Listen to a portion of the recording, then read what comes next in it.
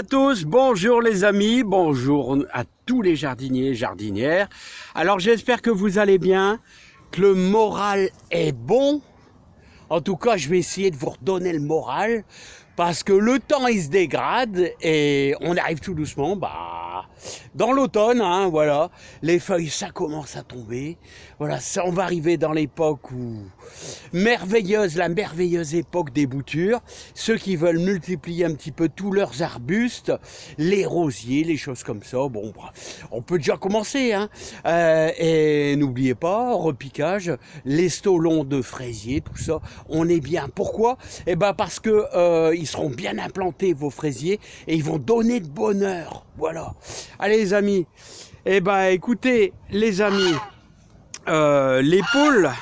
Alors dès que je vais dans le jardin, je vais dans le jardin, et si j'ai le malheur de laisser ouvert mon petit grillage là, amovible là, et ben le délice des poules, c'est quoi?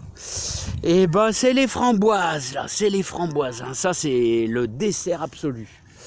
Alors on est dans la partie, je vais vous dire, nettoyage de jardin. Là bon. Ça fait de la graine, mais attention les graines, j'espère qu'elles vont pas trop pourrir, d'haricots beurre. Hein. Et sinon, je voulais vous parler un petit peu de l'humus. Voilà. Hein. Et donc, là, ça se termine. Alors, les amis, petite parenthèse, j'espère que vous avez fait des potimarrons. Parce que, on a fait de la soupe au potimarron, c'est vraiment délicieux. Alors vous voyez là, c'est la fin de croissance. Vous voyez, ça pousse encore un peu. Alors j'en ai 6 ou 7 qui sont devenus vraiment monstrueux. Je sais pas, est-ce que j'ai mis un petit peu plus de fumier de vache? Ils sont devenus énormes. Pourtant, c'est tous des potimarrons. Ah non, je vous garantis. Et là, dans ce secteur ici, ils sont moyens, mais beaux. Hein, ça fait peut-être 3-4 kilos.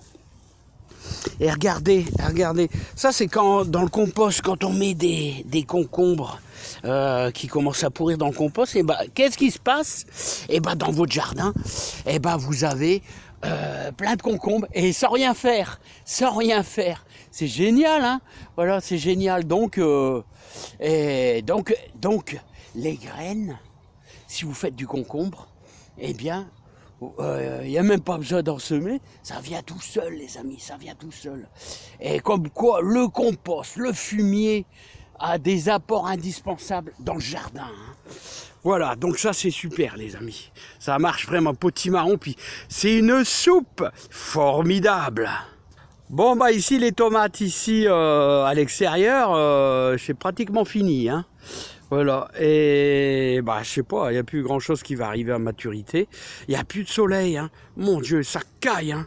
Alors moi je vous invite pour vos dernières salades, voilà, et de faire un peu comme moi. Faire une petite serre-tunnel. Alors, il y a toujours pas mal de monde qui me demande où est-ce que je peux avoir les demi-cerceaux en plastique là? Dans tous les magasins de jardinage, hein, je sais pas, sur internet vous tapez demi-cerceau mini-serre, je suppose que vous allez la trouver, plein d'idées. Hein, voilà, mais je suppose, hein, moi je les ai depuis très longtemps, de mon beau-père. Encore une fois, les anciens, vous savez quoi? Mon beau-père, il semait de l'apia au mois d'octobre et ça passait tout l'hiver dans la serre-tunnel. Ah ouais, alors là j'ai mis de la Batavia. Vous voyez, j'espère qu'il n'y a pas une ou deux grosses limaces qui vont aller dedans. Voilà, regardez, voilà, elle est petite, mais soyez confiants les amis, hein. Hein. Voilà, donc les céleris, mes céleris sont magnifiques, hein. Sont magnifiques ces céleris, et je vais vous dire, et ceux-là, je les ai semés, hein. Ceux-là, là, à côté, j'avais acheté 12 pieds, et ceux-là, je les ai semés, hein. C'est encore plus dur, hein. C'est encore plus dur, les amis. Mais ils sont magnifiques. Hein. N'oubliez pas, hein, fumier de cheval. Et à volonté, hein, c'est important. Hein. Voilà, pour le repiquage. Voilà, qu'est-ce que je voulais vous dire? Eh bien, le jardin, tout va bien, mais c'est fini. C'est fini, les derniers radis. Alors, regardez.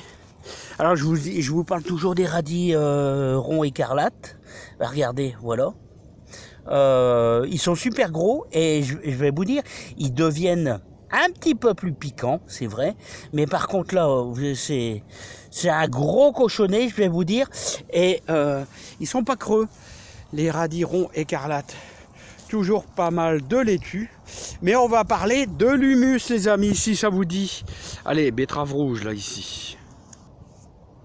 Alors, les amis, moi, je vous invite à faire de l'humus. C'est super important de faire de l'humus dans son jardin. Alors, en quoi ça consiste? Faire de l'humus, c'est apporter.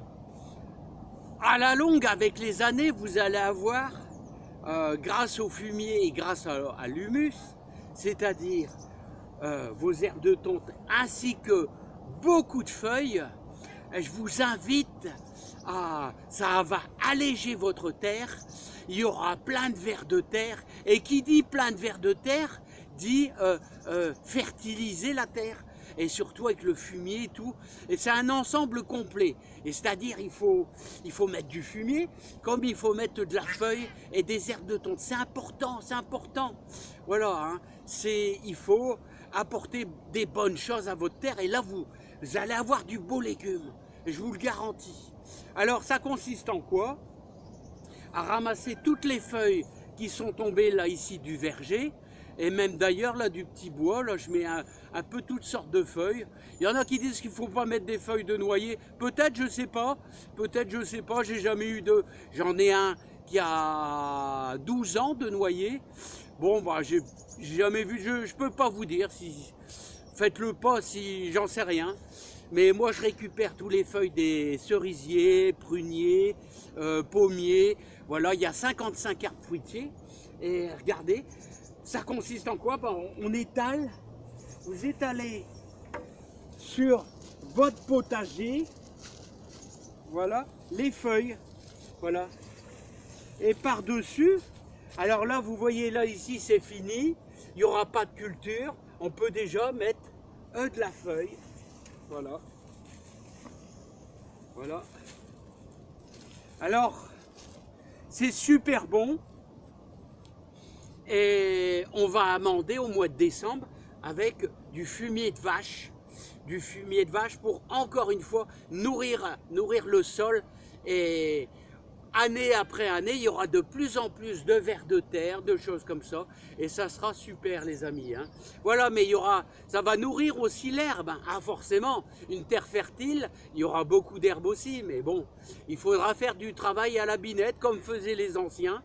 Ici, sur ma chaîne, je vous dis toujours, c'est les anciens qui m'ont appris, mon grand-père, mon beau-père, à faire du jardin, hein, voilà, qui sont plus de ce monde.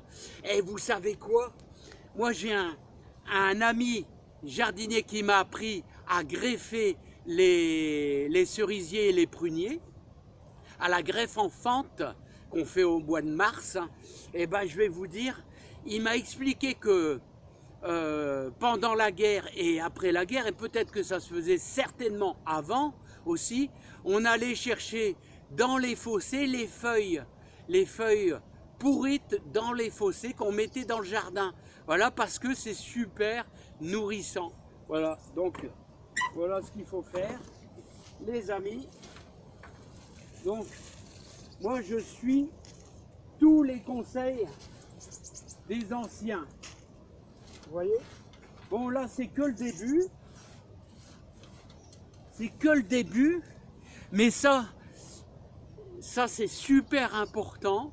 C'est-à-dire, c'est le retour à la nature, c'est le retour aux bonnes choses. Là, au lieu de mettre des trucs chimiques comme ça, il faut revenir comme faisaient les anciens dans le temps. Voilà, moi je pense que c'est super bien, hein, les amis. Hein. Bon, n'oubliez pas qu'on va arriver dans l'époque des boutures. Alors, ceux qui veulent faire un petit peu de buis, voilà, ceux qui veulent faire un petit peu de rosier, et ben moi je vous dis, c'est le moment de le faire. Là les amis, ça commence à peine. Voilà, et les feuilles aussi, ça commence à peine. Hein. Et voilà, parcelle qui est libre, là, voilà. Mais un petit peu à la fois, tout va partir. Là, hein, et aussitôt que tout ce qui est potimarron là-bas, ça partira, il va falloir amender avec quoi? Fumier, herbe de tonte et vider son compost. Alors moi, le compost, je le fais carrément à l'air libre. Il faut qu'il pleuve, qu'il vente. Ah ouais, j'avais encore un truc à vous dire sur les boutures. Bon allez, on y va vite fait. Alors les amis, après avoir mangé une bonne razzia de blé, c'est le nettoyage. Ouais, le nettoyage. Et les oies sont rassasiées. Ils ont plus faim. Ils crient plus tellement. Voilà, je suis un petit peu tranquille les amis. Voilà, allez, on va voir les boutures les amis.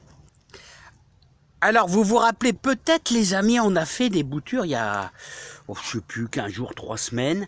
On avait fait des fusains, on avait fait des hortensias, on avait fait des rosiers, en plus ceux-là ils vont facile bouturer, forsythia et aussi lavande.